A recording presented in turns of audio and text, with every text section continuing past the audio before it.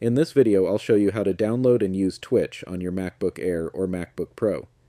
Twitch does not usually have a separate official Mac app that you install like a normal desktop application, but you can still add Twitch to your Mac and open it like an app. First, open your browser.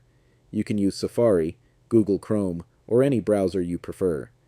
In the search bar, type Twitch, or go directly to twitch.tv. Once the Twitch website opens, you can sign into your account by clicking Login in the top right corner. Enter your username and password, then continue. Now if you're using Safari, you can add Twitch to your dock. To do that, click File at the top menu, then select Add to Dock. You can keep the name as Twitch, then click Add. Now Twitch will appear in your dock, and you can open it quickly whenever you want, just like an app.